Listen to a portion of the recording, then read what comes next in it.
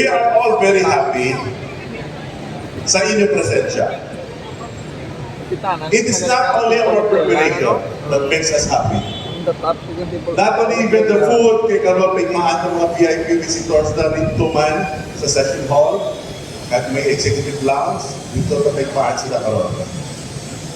Not even the drinks, nor the venue, ang manaming yung munisipyo, but it is really the presence of the great people coming from different municipalities, especially the people of Miagao, that makes this occasion very, very beautiful. Palakpakan din nato ang tanan-tanan na doon ulan. Kapag assume ko mayor in 2022, the very first naging check ko is the population of this municipality. Kaya ang first question, saan o dyan madoble ang populasyon ng Banwata? If we have 75,000 people in 2022, saan o dyan 150,000 people? I-compute ko ang ating growth rate, ang estimated ko, it's between 2045 and 2050. By 2050, madouble ang population ng Banwata. Next question. As a manager, you have to look forward. Do we have enough power supply in 2050? Welcome them more power. My competition. I'm not going to foresee that. Do we have enough water? Wala problema ang distribution of water sa Banwata. Ang problema, the supply, the bulk water. Anticipated, mawala kita tubig. The nearest water source sa Banwata is Siwarangan River in San Joaquin by 2050. Scarcity of water. And kamusta ang communication services? Imagine, after 3 kilometers, there are a lot of barangays na wala ang komunikasyon. So we have to improve communication. Kamusta ang dalan? When we went together in 2022, more than 10 barangays, hindi malabot ka sa rakyan. Malabot lang sa rakyan kung may achieve po. Once maburan, hindi makalusot sa rakyan. There are around 15. Pero lahat ang nabilin, 4 na barangay. 4 na barangay. Before ma-end ang second term na, ubuso na riyan. Si Richard Garin, as your mayor, I am a civil engineer. Kagapati ako that roads are the lifeblood for progress. Kamusta ang eskwelahan by 2050? Problem, Miagao National High School. Kay nag-squat lang ka na sa Isab University. We don't have a lot na atong git sa Miagao National High School. Ano ginobrata? We have to renovate them. We have to build 6 4-story, 16 classroom building, all out of 96 classroom. How many classrooms ang ginagamit tayo sa isang yun? May squat kita dyan, 50 classroom. 2 buildings ang ginobra nila.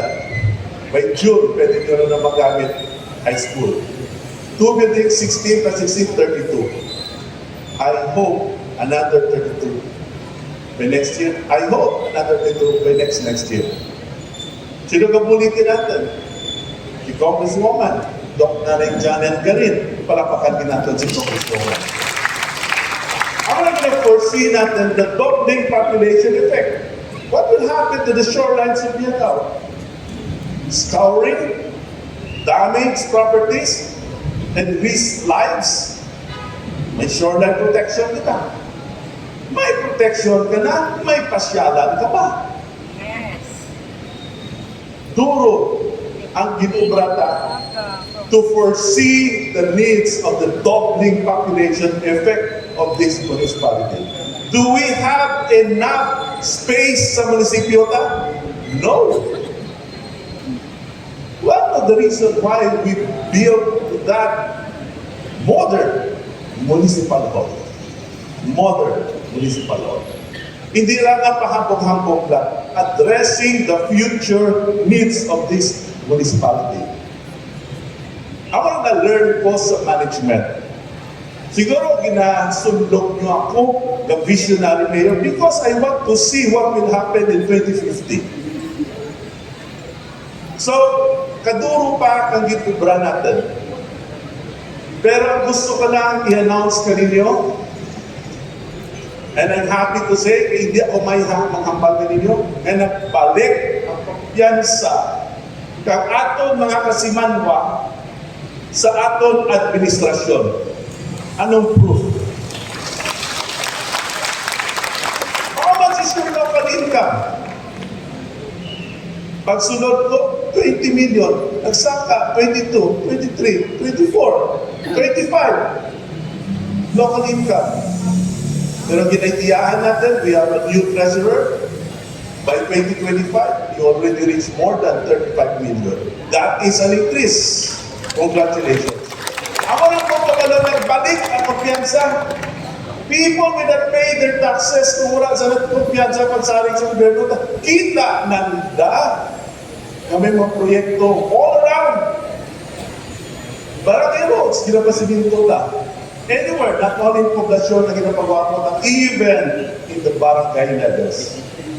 Pati ganyan kampo komunitaryo. Simentado mo. So, mura ko rin ma-mention na iba, but there are a lot of projects. Ginisip-isip ko lang, how many 20 million do we need? 2022, 2023, 2024, and 2025. All in all. Kung i-total mga projects doon sa Vanuatu, hindi ko mag-mentionan. Ipa-compute ko lang kanino. So 20 million ang local income ta, you need 40 years of 20 million. And it's only equivalent to 3 years in the making. Congratulations kaninyo, people of Yanao. Kung saligan mo lang yung kakabanwata, hindi laging masarangan. Masking munisipyo ko dito na masarangan. Naga-naubrata niya. Naga-naubrata. Why? Because of our dream. That someday there will be a great and the greatest municipality in the province of Iloilo. Ako mara-dream ng mga fellow mayors ko para sa Vanuatu. And that municipality, I pray and I hope, is the municipality of Miagao. And the reason for its greatness, it is all because of you, mga Kismanwa, mga pinalangga ng Miagawan. So allow me to say thank you to each and every one. But most of all, kay gamay ang pundota, naga-anaw bratarya, ang muna katingalahan. Kay ginabuligan kita ni Congresswoman Doc Nanay Janet Garin. Ang walang importante na may mayag na relasyon, hindi lang ko na mag-asawa, kundi mayag na relasyon kang mga mayor sa Andaman, Congressman. Eh kung saligan mo lang local budget na, you cannot build that futuristic, modern municipal hall. All of us mayors, nag-dream man to be the best municipality in our own right, appropriate man para sa ating banwa. Well, gusto ko gid pasalamatan kamuntanan kanan. Naga, salamat gid mga Simanwa, although wala ko ma-mention ngaran nyo in my speech, mentionan ko lang ang walang kabot si board member Oso, palapakan yun lang doon. Oh, the rest ka dyan, board member, nalawak na dyan ngaran na. Salamat gid, dyan naman sa gihapon ang inyong kumpiyansa. Salamat gid, dyan naman sa gihapon ang inyong pagsaring. Salamat gid, on my second term, dyan naman sa gihapon ang inyong kooperasyon. Diyan naman sa gihapon ang inyong suporta. Kaglabaw sa tanan, diyan naman sa gihapon ang inyong pagpalangga. Salamat gid mga Kasimanwa. Salamat. Well, we started, start with the plan. Jaman ang nagkubrang plano. Structural design and architectural design outside architectural. Jaman, led by Tito Ralde Design, mga maestro ko dyan sa San Agustin, engineering ako, dyan kalbo ko dyan, maestro ko na, engineer Tito Ralde, I want to be recognized, together with our dean, no? Sir Engineer Asuncion, thank you so much. Architectural, provided also, outside architectural, provided also by Architect Ariel Hero. Classmate ko natin sa mga school. Ang marang tanda na provide ng structural design, at mas pag-learn parehas sa structural design ng mga eskwelahan. Yung doble ang kapilya na wala naging tapered ang columns on top, the same size as sa babaw. So, estimate ko, 600,000 gastuhan mo sa electric bill. 500 to 600 every month. But with the assistance ng solar power, because solar powered ang roofing natin, ma-reduce ang atong baragdan. Same lang sa two-story building. Mas-share ko dyan. Pituon yung mga model ko. 4-story lang yan daan ang design na.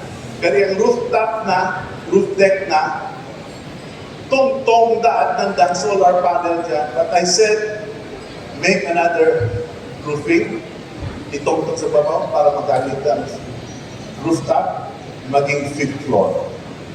Hindi man po lang sa kaon. Ini panay na nang ginawa ko, mga lang gawablaw pagwa nila sa Jalipin na sa bawa, bitak sa wala. Gusto ko ilang pala, may elevator. Pagsura, Yeah, pagsura niya lang. panawad mo na. Basta ko po doon. Shortest pa ba? Lagi sa kanya. Kay may elevator, ang back ko, Sa balay ko yan. Kita namin ito. Laya sa kabukba. Ginagawa yung mapakagi sa kayo sa elevator. Dumayha ka magchinilas. Iba sinipit elevator. Modern, May Richard daw. rather than operator, ako na lang magtuon kung paano ako magpindot-pindot dyan. But once they're up and once they're down, please use the stairs. Priority lang sa mga pregnant, sa mga with disability, at sa mga very senior citizens. Kaya may LAN, aside from the router, internet, may linya, tanang offices, interconnected. Kung ang transaction sa kaya, pwede mo man ang transaction sa next office. Kagrang building na yan, makasalit na yan, makakuha ka, building of transparency. Why? Ang walls in between offices, glass. Kita mo. Wala yung nombran sa biyak. Kita mo man sa biyak. Very transparent. Lisensya, sarang konsyahal. Mayor, pwede magkakaroon, cortina. No. Oh. Very transparent. Hindi magkakaroon sticker, magkakaroon curtain, magkakaroon lights. Symbol of transparency. Then, may fire alarm. May sprinkler. In case of fire. In case of linog, may seismic alarm. Modern yan. Wala pa set. Ano gusto mo? Intensity 2, intensity 2.5, ma-alarm ka na. So,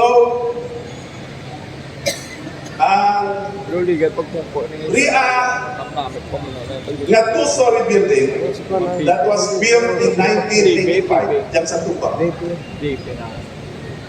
Kang panahon ni Mayor Juliet, kang panahon man ni Mayor Linda Noble, Britannico. Kagang pundo na kauna is a grant facilitated by a sentiment body Britannico. That was in 1985, 40 years ago. And in 2025, i-renovate natin ang interior to conform with the modern 5-story building. In this 2025, ang 4-story building, naging 5-story building, that was built and constructed, ibutang ko lang ang year 2025. May daan, ma-opening na kang December. May kamay nga din that we move to February 2. 2025. Ira gasto na kaya. Mundo lang, wala ka sa mga mundo, wala bilible, wala mo dito. 180. Wow. Tira ang share na national, 140. Tira ang gasto na total, 40. 78% from the national government and 22% from the local government. Hindi na masarangan. Kung wala yung 78%, higit pati kayo ni Congresswoman Doc Nanay Janet. Salamat niwa, Congresswoman Janet. Salamat man kay ang partner na Mayor ng Baras, di mo naman doon, Mayor Ruben Escorpion. Thank you, Mayor. Nanami anak ko kaya maging mamamala. Pinagagamay ako lang ito. Thank you again, Mayor. So, and that building, dasig Mangkot Mayor Luigi. Pira ka tuwing ko, Brad Maria. Nag-start with the clearing sometime in October 2023. Clearing. May mga daan na 2-story building sa likod that was funded man by the late Senator William Defensor Santiago, facilitated by Population Regional Director Pugoy Polimona, amo itong gitimonista, kaginisdan ka 5-story building. So, ginaibitar ko kamo na magpamasyar ko sa Uruguay. So, ladies and gentlemen, ang namin ikumangkot, naga nagpatindog kamo kang pinakamanami ng munisipyo. Pero salamat gid, former Vice Governor and now Vice Mayor of Kimbal, Christine Tingtingarin. Welcome together with the municipal officials of Kimbal. Bibigtar mo dito mo dyan, Kimbalanon. Napaisa-isa na lang mo. No? Kahit manginihip global yan ang building. Nagay na obra kita kang amora kang classic building. And that is the modern. And that is the best. If that is not the best municipal building, that is one among the best. Maybe the province of Iloilo and maybe in the entire Region 6. Kag ang interior na kariya, tanan-tanan, inobra niya ang contractor just for 1 year and 8 months. Tama ka dasig. That kind of structure, makalapot ikaw para 3 years in the making. But then, they did that only starting February of 2024, they start the construction, they start digging, and they end and finish the project sometime in October 2025. Tama kalasig. And I commend Public Works and Highways, and I commend also the ASTC, the Asian Structural Development Corporation, amo ng atin ng contractor. Hindi ko lang paglawak na nananda, kung patitugon ko lang sanda, pwede kayong tumayo. Makakaintindi kayo ng Tagalog. Sir Jerry and other people from the ASPC, sila ang contractor. Congratulations. Kat ang interior, ilaman, design, and build. Ang marang hindi pinalagpak ang mga furnitures. Vice Gov, dian, sulod ka na, arap ng lamisa, Mayor Mongon, arap ng tulupuan, arap ng mga cabinets, uniform, all offices, arap ng aircon, no? Ang mga outlet, hindi sa wala, dila mismo sa table nila, ground outlet, sa salot, nasaka lang sa table mo. Pati internet cable, dyan na sa table mo. No? So, salamat kit sa contractor. Aside from that, nakatao man din manami nga ngaran ang dyan ang contractor sa public works and highways. Tinhimo na dyan ang example nga quality project and money's worth na project. Dili ang Miag-Aw Municipal Building. Thank you sa Public Works, thank you sa contractor. Kag naga nga gusto ta may pinakamanali kita nga munisipyo. Naga nga gusto ta the best. Because we want to elevate the sense of pride of the people of Miag-Aw. Taas nga bugal. Hindi hambog ka. Bugal, sense of pride. Walang ganyan sa ibang bansa. Walang ganyan sa ibang probinsya. Only in Miag-Aw. Palakpakan sa ang mga ginagawa. Kami may paligbayan na kita. They were all amazed. Kaya mas na-appreciate yung pag-ibig People Center, yung nakuran. Oh.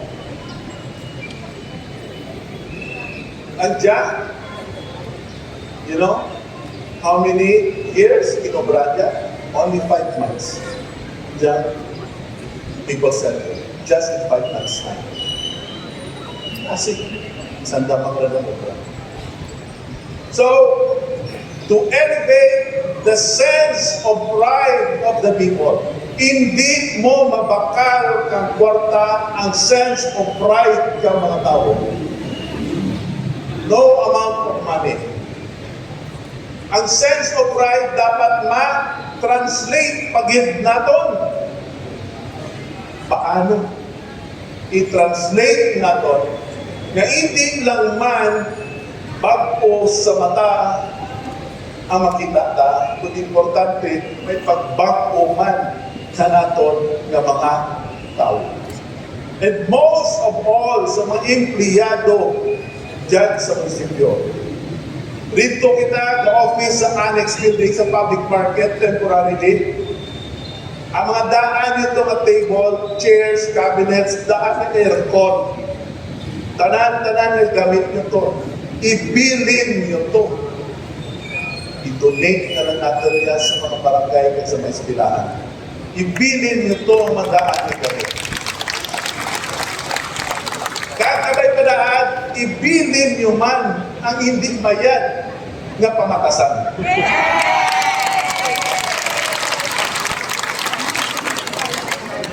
Ang kinaandan ng tradisyon nga wala rin kakaakay sa dalat, ibilin nyo rito.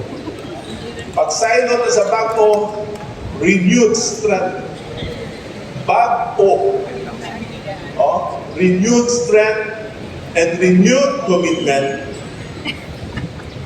that bago man na pamatasan. As I have said, I ask you first, be committed sa trabaho nyo and take care of your integrity. Second, I ask you to be persistent sa trabaho nyo and be determined. Third, I ask you to be efficient and to be effective. At fourth, the lahat, ang kinayo ko ninyo, let us be courteous. I am so sure, but courtesy have enough time. Simple lang. paanadan na rin ang pag-iingatan. Good morning, sir. Good morning, ma'am. Hindi kita maakto, imawan mo, asisteran mo. Simple lang the greetings. Simple lang na pagpasalamat. So that is the reason kung naga nakapatindog kita ng mga projects parehas ka lang. Not only that, all over the municipality of Miagao. We can change Congresswoman Janet Garin, si Vice Governor, mga board members, mga mayor staff. They can change their municipio. They can change the roads. They can change everything. Physical, edifice, buildings, they can change. And we can do that from good life sa kanan. Paano mo mag-change ang tao? Yes. That is not in my power to change. Because that power to change is the ultimate power alone by the Almighty. Diyos lang ang may puwersa na sa pagbago ka nato. But I tell you, still change will happen the moment all of us will decide. Well, ladies and gentlemen, ang gusto ko lang katawan importansya, ang mga tao na nagpuling patigayan niya, most especially tatong Congresswoman, pinabatian ko man dyan sa sugilanan kang tatay ko, he said, inistoryahan na ako, he said, and I will tell you also, do not build temples on the ground. Because if you will build temples on the ground sa lupa, the insects might drop, the death might steal, and calamities might destroy. Because kay ginpundar mo sa lupa. But if you will build temples, if you will build structures, if you will build that municipio in the hearts and in the minds of the people, nobody can steal, nobody can rob, no calamity can destroy. Kay dyan rin sa iyong balatyagan o sa iyong kaminsagan. So Congresswoman Doc Nanay Janet Garin and the people of Miagao, they did not build that municipio just on the grounds of Miagao, but in the hearts and the minds of the people, especially in the younger generation. Palapakan nato si Doc Janet Garin and all of the Miagaoans. And to each and everyone, salamat, salamat, salamat din.